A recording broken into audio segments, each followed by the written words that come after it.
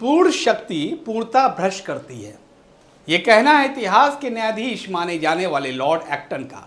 इसका मतलब है कि सत्ता का दुरुपयोग होता है और पूर्ण सत्ता का दुरुपयोग और भी अधिक होता है। तो मैं ये क्यों कह रहा हूँ? वो इसलिए कि जिस तरीके से सुप्रीम कोर्ट और सीजीआई पर सीधा हमला बोला जा रहा है वो तो यही बताता है। तो क्या ये माना जाए कि सत्ता में बैठे लोगों को सुप्रीम कोर्ट और सीजीआई अखरने लगे हैं? क्या वो बर्दाश्त ही नहीं कर पा रहे कि कोई उनके फैसलों पर सवाल उठाए? संकेत तो फिलहाल यही है। उपराष्ट्रपति जगदीप धनखड़ हो या फिर सांसद निशिकांत दुबे या फिर सांसद दिनेश शर्मा, सभी सुप्रीम कोर्ट को याद दिलाने की कोशिश कर रहे हैं कि जो आप कर रहे हैं वो आप कर ही नहीं सकते। नमस्कार, आप देख रहे हैं संवाद लाइव खुर्रम निजामी के साथ। जो मौजूदा वक्त सुप्रीम कोर्ट और सीजीआई पर इस हद तक मेहरबान हैं, उनको शायद नहीं मालूम कि वो किस पर निशाना साध रहे हैं।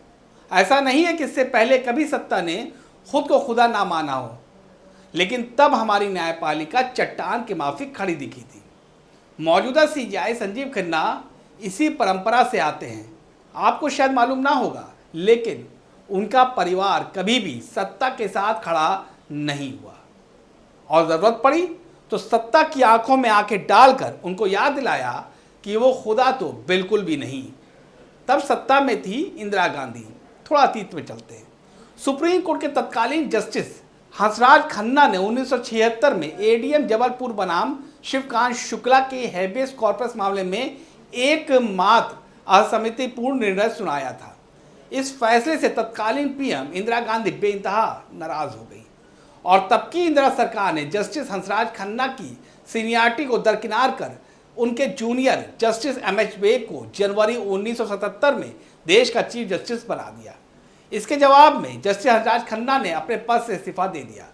मौजूदा CGI justice Sanjeev Khanna justice Hansraj Khanna के ही भतीजे हैं।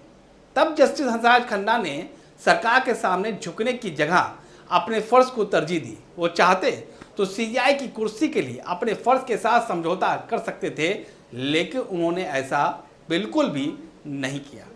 अब भतीजे की बारी है। मौजूदा सीजीआई जस्टिस संजीव खन्ना अपने चचा को अपना आदर्श मानते हैं। वक्फ संशोधन एक्ट की सुनवाई करते वक्त उनके तेवर में तकरीबन 5 दशक पहले के नज़ारे को एक बार फिर ताज़ा कर दिया। अब 5 मई को वक्फ संशोधन एक्ट पर एक बार फिर सुनवाई होनी है। अब देखना होगा कि क्या सरकारी दलीलें देश के सीजीआई को मुतमईन कर पाती हैं।